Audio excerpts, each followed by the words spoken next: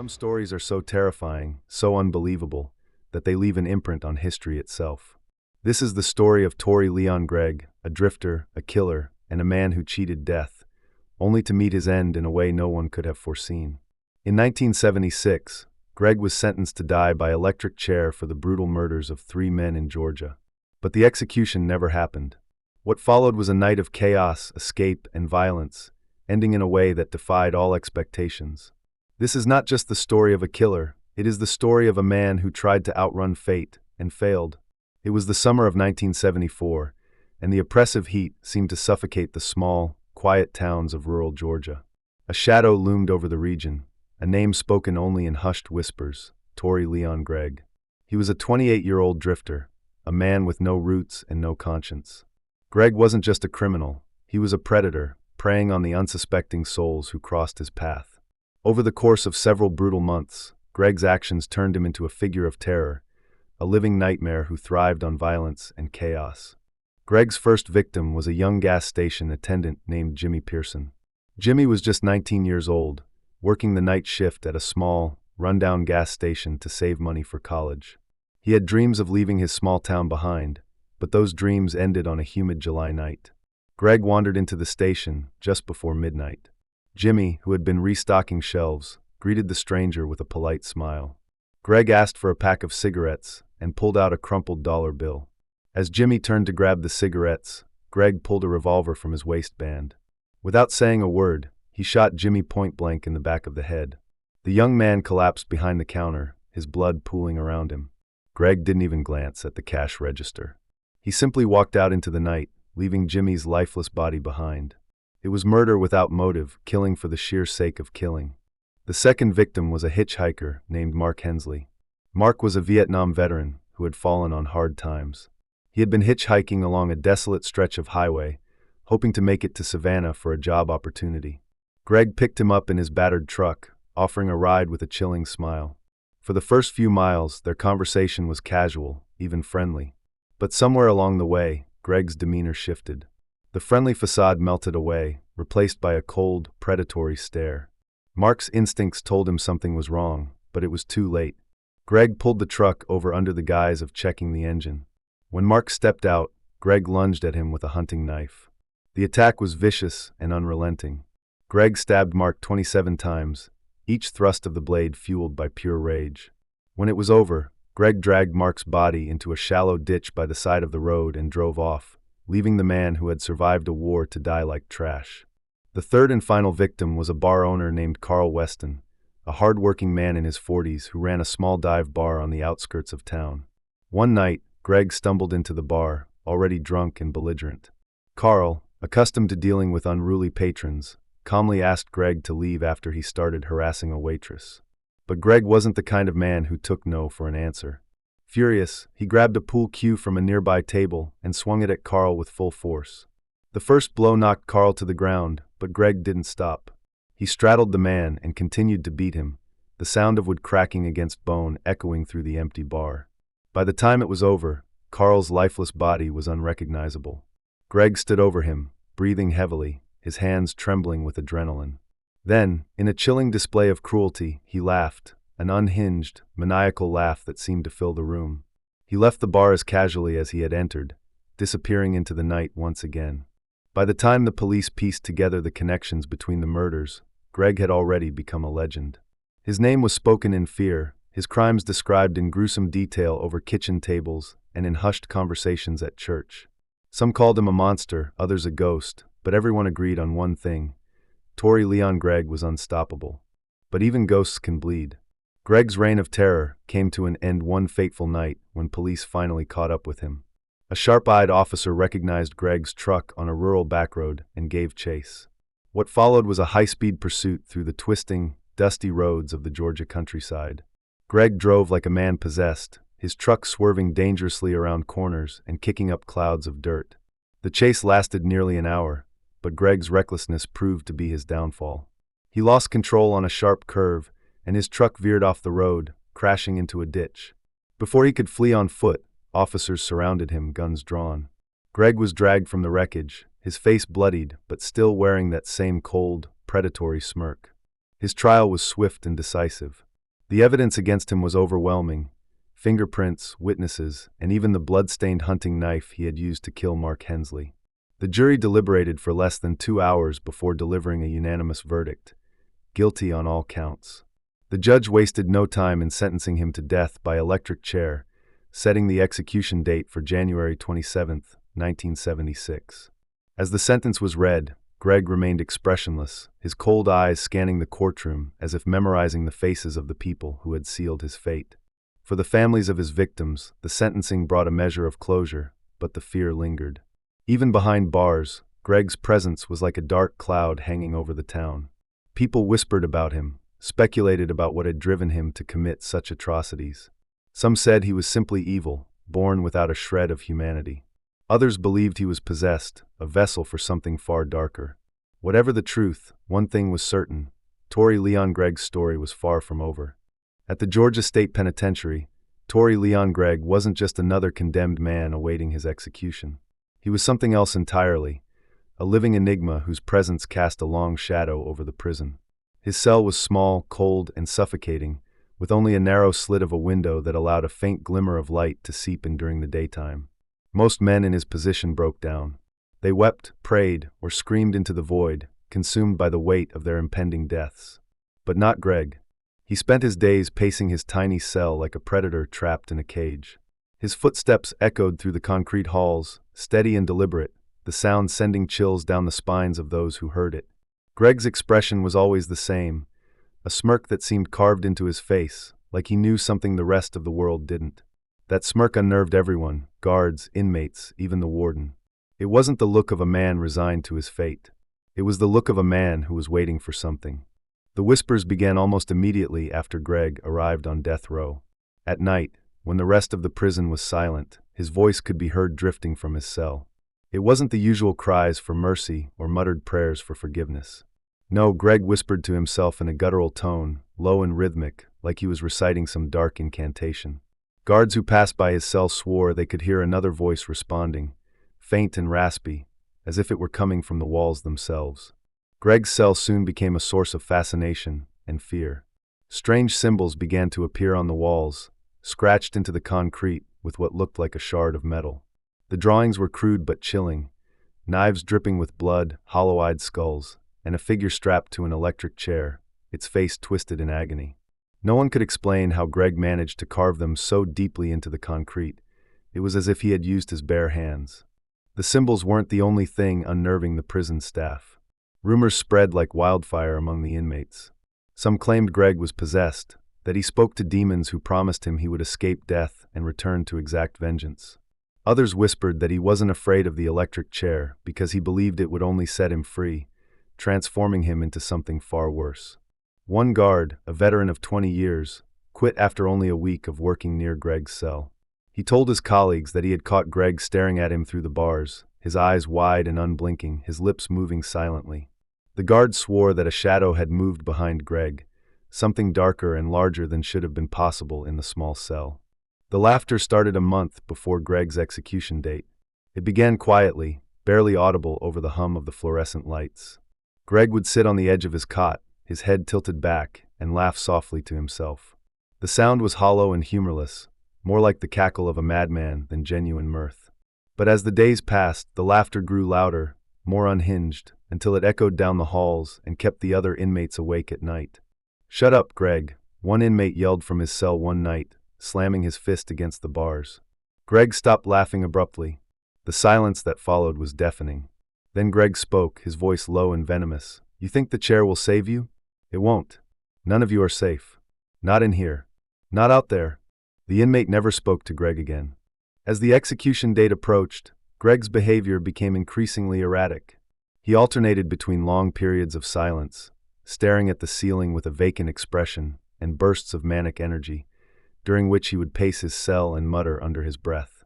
Guards reported seeing his lips move even when he wasn't speaking, as if he were silently praying or cursing. One night, a guard passing by noticed that the symbols on Gregg's walls had changed. The crude drawings of knives and skulls were now more intricate, almost lifelike, as if they had been carved by a skilled artist. The electric chair figure was now surrounded by flames, its mouth open in a scream that seemed to leap off the wall. The guard didn't linger long enough to inspect the rest of the cell. By the eve of his execution, the tension in the prison was palpable. The guards avoided Gregg's cell whenever possible, and the other inmates stayed silent, unwilling to provoke the man who seemed to straddle the line between life and something far darker. That night, a rookie guard was assigned to patrol death row. He stopped outside Gregg's cell and, against his better judgment, decided to speak to him. "Tomorrow's the big day, Gregg," the guard said, trying to keep his voice steady. "Any last words?" Gregg turned slowly, his smirk widening into a full grin. His eyes gleamed in the dim light, and for a moment, the guard swore they reflected something inhuman, something ancient and malevolent. "They think they can kill me," Gregg said, his voice almost a whisper. "But they don't know what's coming." The guard didn't respond. He backed away from the cell and didn't return for the rest of his shift. That night, the laughter returned.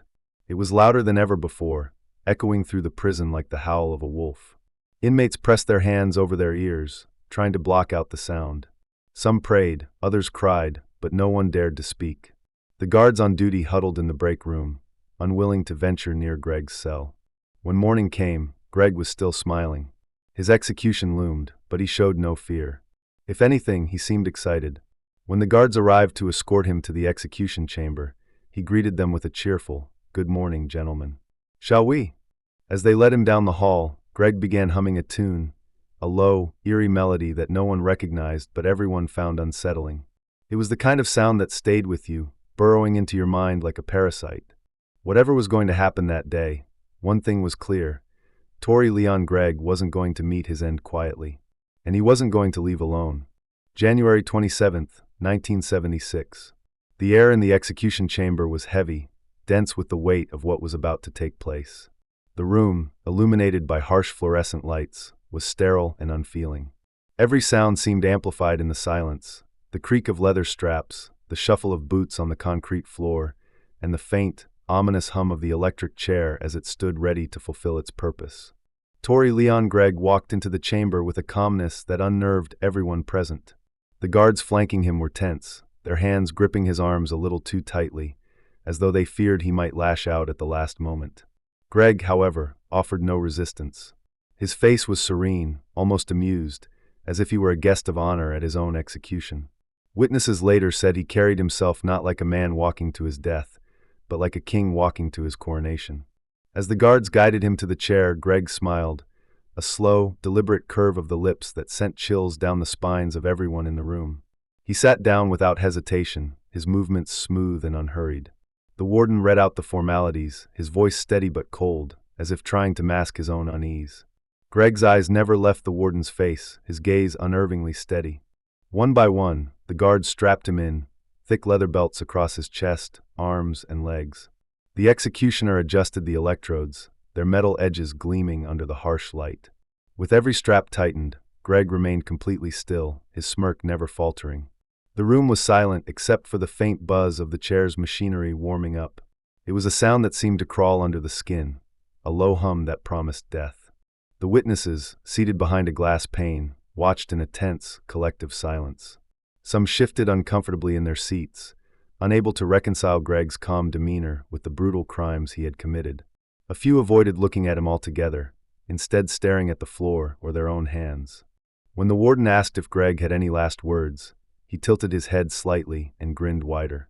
"You'll see," he said, his voice low and confident, the words dripping with something that felt like both a promise and a threat. The warden hesitated, his lips tightening into a thin line. Then he gave the signal. The executioner reached for the switch, his hand trembling slightly, though he tried to hide it. Just as his fingers brushed the lever, the lights flickered. It was brief at first, a dim, momentary flutter, but it made everyone in the room freeze. Then, without warning, the entire prison was plunged into darkness. The sudden power outage threw the chamber into chaos. Someone muttered a curse under their breath, while others scrambled to figure out what had happened.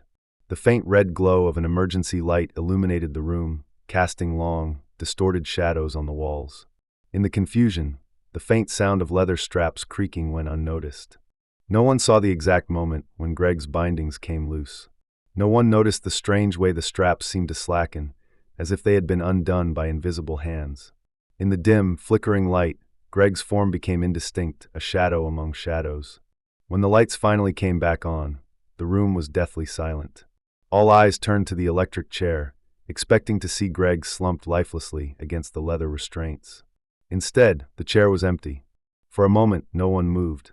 The empty chair, its straps hanging limply, was a sight that didn't make sense. The warden's voice broke the silence, sharp and panicked. "Find him. Now." It was too late. Using a stolen key, taken from one of the guards he had overpowered, Gregg navigated the labyrinthine corridors of the prison with unnerving precision.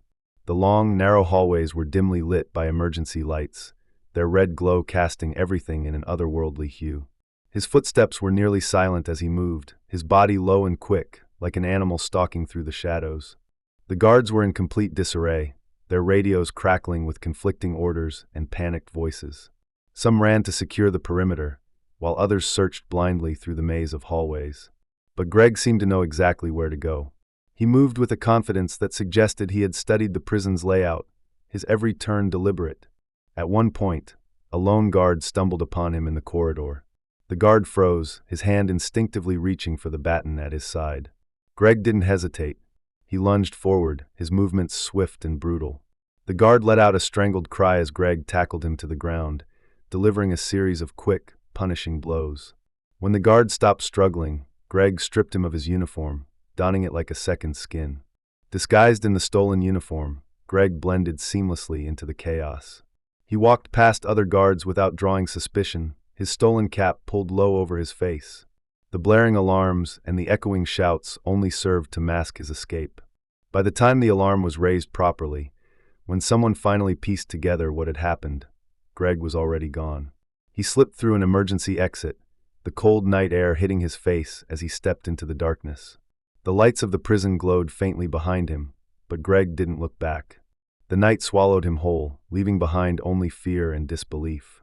The guards who had been in the execution chamber struggled to explain what had happened. Some claimed that Gregg had somehow unbuckled himself during the power outage, though no one could explain how.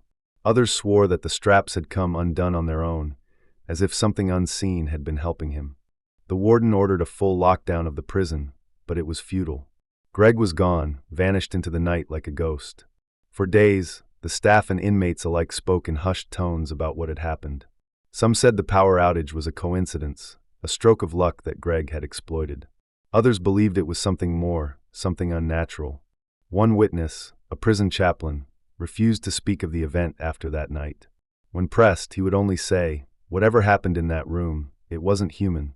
Outside the prison walls, the manhunt began. Police scoured the surrounding area, setting up roadblocks and sending search teams into the woods. But Tory Gregg had disappeared without a trace. His escape wasn't just a failure of the system, it was an impossibility, a story that didn't make sense no matter how many times it was retold. And yet, for those who had been in that execution chamber, the question lingered. Had Gregg escaped, or had something darker intervened to set him free? Freedom tasted sweet, but for Tory Gregg, it was laced with the bitterness of desperation. After his impossible escape from Georgia State Penitentiary, the cold night air hit him like a jolt of electricity. For the first time in months, he was outside the suffocating walls of the prison, breathing air that didn't smell of sweat and concrete. He moved quickly, his stolen guard uniform and cap shielding him from suspicion as he melted into the shadows. His mind raced, fueled by the adrenaline of his escape and the growing realization that every second of freedom could be his last. Gregg's first move was practical. He needed transportation. As he crept into a quiet residential neighborhood on the outskirts of town, he spotted his opportunity, a rusted sedan parked in a dark driveway. The car was old but functional, its owner likely asleep inside the house, blissfully unaware of the nightmare prowling outside their door. Gregg didn't hesitate. Smashing the window with a rock, he reached inside, hot-wired the car with the skill of a seasoned criminal, and sped off into the night. The backroads of rural Georgia stretched endlessly before him, dark and empty, the trees on either side twisting menacingly in the moonlight. The stolen car rattled and groaned, but Gregg didn't care. He gripped the steering wheel tightly, his knuckles white, his mind teetering between exhilaration and paranoia.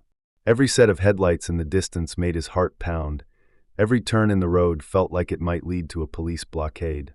He drove aimlessly for hours, his thoughts spiraling into chaos. Where could he go? What was his next move? The world outside the prison walls was vast, but it didn't feel like freedom.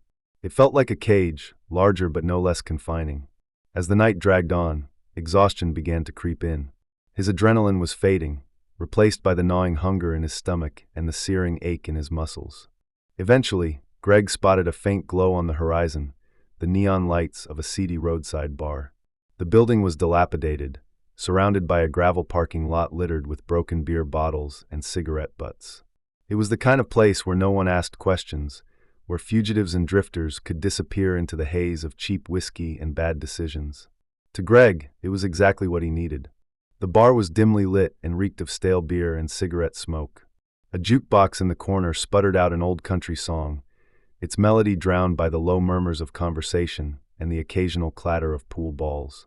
Gregg stepped inside, pulling the brim of his stolen hat low over his face. He scanned the room quickly, drunks slumped over tables, a few bikers playing pool, and a bartender wiping down the counter. No one paid him any attention. He took a seat at the far end of the bar, where the shadows were deepest, and ordered a drink. The bartender handed him a glass of bourbon without a word, barely glancing at him before moving on to another customer. Gregg took a sip, letting the alcohol burn its way down his throat. For the first time in hours, he allowed himself to relax, even if only slightly. But relaxation gave way to arrogance. As the bourbon worked its way into his system, Gregg's confidence grew. He leaned back in his chair, smirking to himself. He had done it. He had outsmarted them all. The prison guards, the warden, even the electric chair itself. In his mind, he was untouchable, a man who had cheated death and emerged victorious. Fueled by alcohol and adrenaline, Gregg began to talk. It started small, offhand comments to the bartender, vague boasts about having been through hell and back. But as the night wore on, his words became bolder, more specific. He bragged about his escape, letting slip details about the power outage, the stolen key, and the chaos he had left behind. At first, the other patrons didn't pay much attention. The bar was a place where people came to drown their own sorrows, not listen to someone else's delusions. But eventually, one man at the bar stiffened. He turned slowly, his eyes narrowing as he studied Gregg's face. The man was older, his face weathered and lined, and there was something about his posture that suggested he had seen his fair share of trouble. "You look familiar," the man said, his voice low but steady. Gregg froze for a split second, his smirk faltering before returning. He shrugged, feigning indifference. "Don't know what you're talking about," he said, taking another sip of bourbon. But the man didn't back down. He leaned closer, his eyes narrowing further. "I know you," he said, his tone sharpening. "You're that son of a bitch who escaped the pen, aren't you? Tory Leon Gregg." The atmosphere in the bar shifted instantly. Conversations stopped, heads turned, and the low hum of the jukebox seemed to fade into silence. Gregg's smirk vanished, replaced by a cold, sharp glare. For a moment, neither man moved, the tension between them crackling like static electricity. Then Gregg struck. The bar descended into chaos. Gregg grabbed the nearest object, a half-empty bottle of bourbon, and smashed it over the man's head.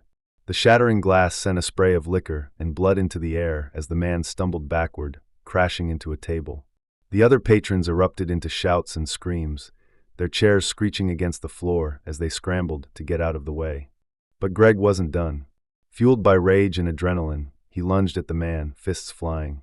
The older man fought back, landing a solid punch to Gregg's jaw, but Gregg hardly seemed to feel it. He was a cornered animal now, fighting with a ferocity that was both terrifying and feral.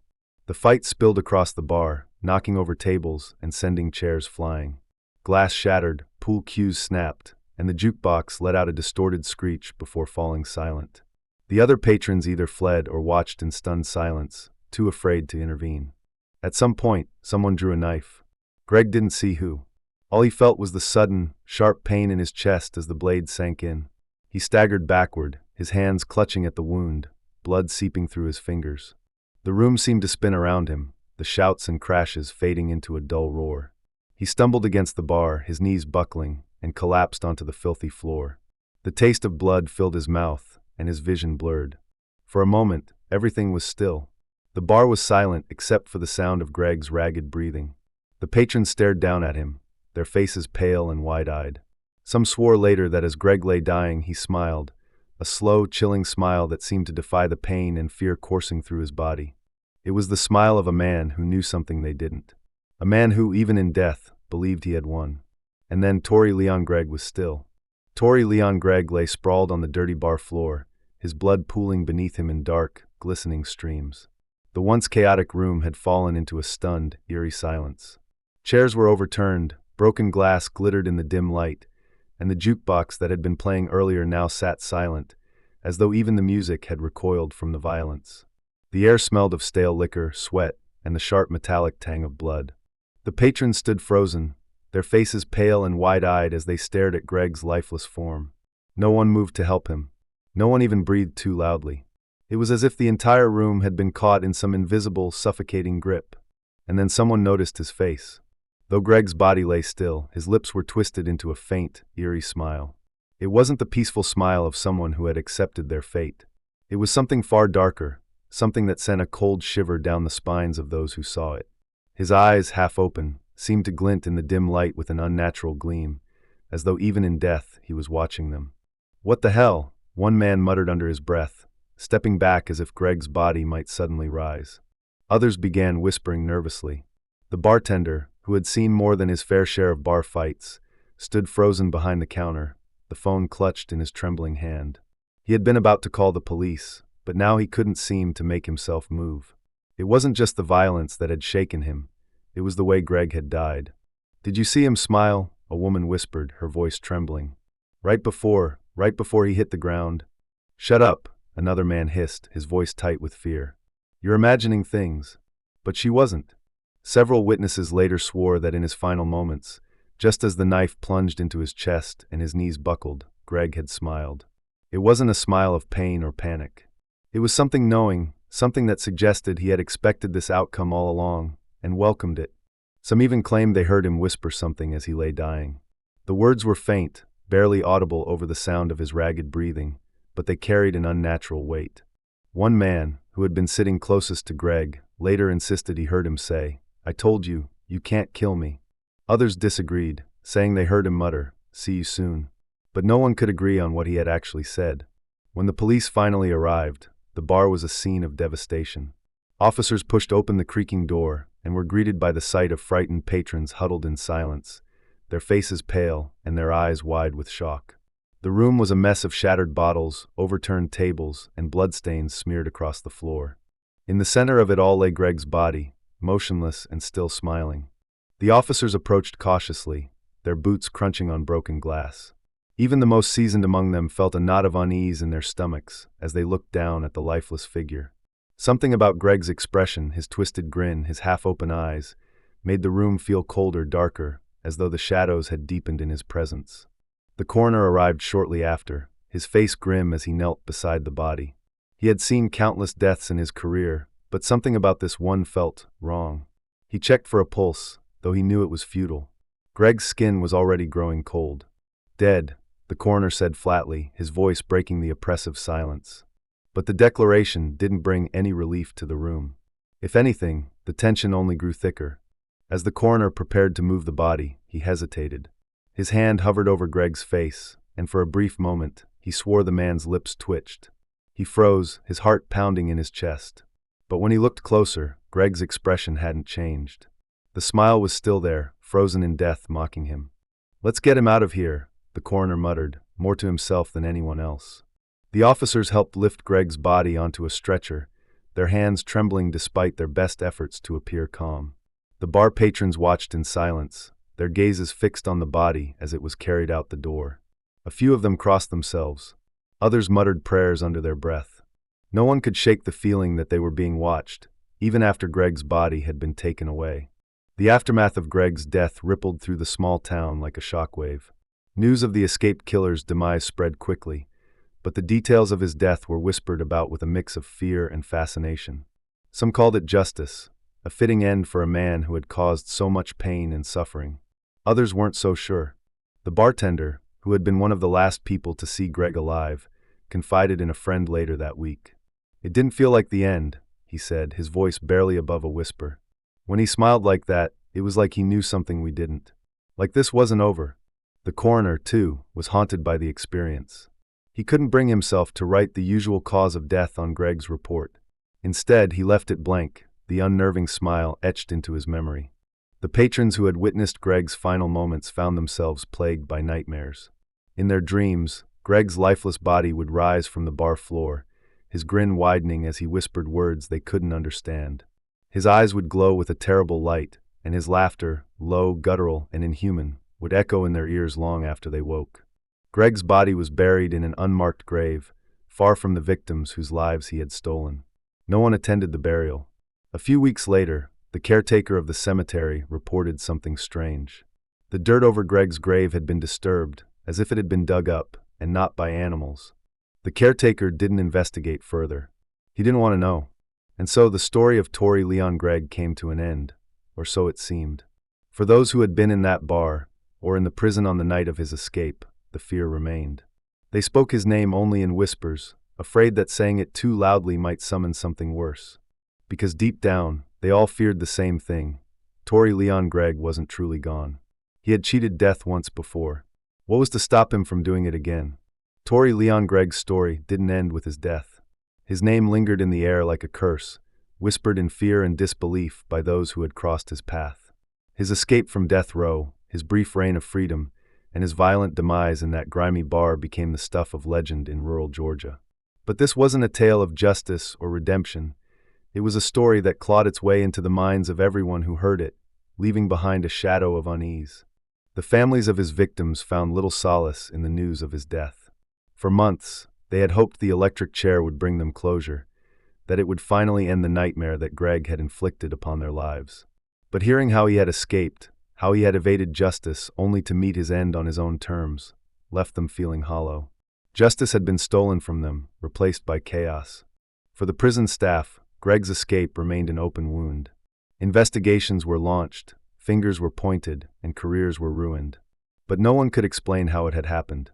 The power outage had been blamed on faulty wiring, but the timing was too precise, too coincidental. The missing key, the loosened straps, none of it made sense. The guards who had been in the execution chamber that night refused to speak of what they had seen, but rumors spread. Some claimed Gregg had undone the straps himself, using strength and speed no human should possess. Others whispered that the power outage hadn't been an accident, that something darker had intervened. The warden retired early, his reputation in tatters. In his final interview, he said only one thing: "I don't think we ever really had control over him. Not in the prison, not even in the end." Something else was at work that night. Something I don't want to understand. For the patrons of the bar where Gregg died, life moved on, or at least it tried to. Some fled town altogether, unable to shake the memory of his eerie smile, the feeling that his death hadn't been the end. Those who stayed avoided the bar, which eventually closed its doors for good. The building sat abandoned for years, its windows boarded up and its neon sign dark. Local children dared each other to go inside, but none ever made it past the threshold. They swore they could hear faint laughter coming from within, low and guttural, like the sound of someone who had cheated death and was laughing at the world for trying. The legend of Tory Leon Gregg grew over time. People told stories about him around campfires, in hushed voices over coffee, and in the dark corners of bars not unlike the one where he had met his end. But the story was never the same twice. Some said his escape had been orchestrated by something supernatural, that he had made a deal with the devil himself to cheat the electric chair. Others claimed he had been possessed, that the evil inside him had given him strength beyond human limits. And then there were those who believed he was simply evil, a man so consumed by darkness that death couldn't hold him. But the most chilling part of the story came from those who swore they had seen him after his death. A truck driver claimed to have picked up a hitchhiker late one night on a desolate road. The man wore a wide-brimmed hat and didn't say much, but when the driver glanced at him in the rearview mirror, he saw a faint, twisted smile and eyes that gleamed with something inhuman. The driver stopped the truck and turned to confront the man, but the back seat was empty. A waitress at a diner swore she served a man who looked just like Gregg, right down to the scar on his jaw. He had ordered a black coffee and drank it slowly, staring at her with a cold, unblinking gaze. When she turned away to grab the check, he was gone, leaving behind only an empty mug and a few crumpled dollar bills. And then there were the dreams.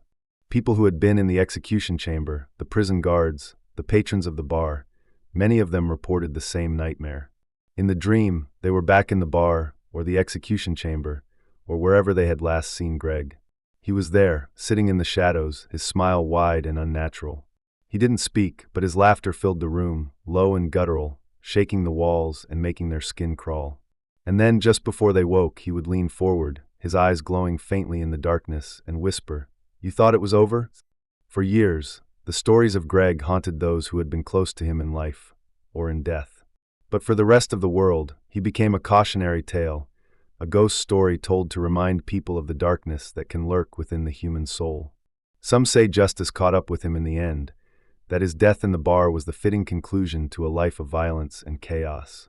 Others believe he cheated death once again, that his spirit, or whatever dark force had fueled him, still roams the backroads of Georgia, waiting for his next opportunity to strike. But no matter what people believed, one thing was certain: Tory Leon Gregg was a man who had defied fate. And in doing so, he had become something more than a man. Something worse. As one of the guards who had been there the night he escaped would later say, his voice trembling, "I don't think he ever really left. Not his body, not his soul. He's still out there somewhere. Watching. Waiting. Laughing." And so, the story of Tory Leon Gregg remains unfinished, a tale of violence, chaos, and the inescapable darkness that lives in the shadows of the human heart.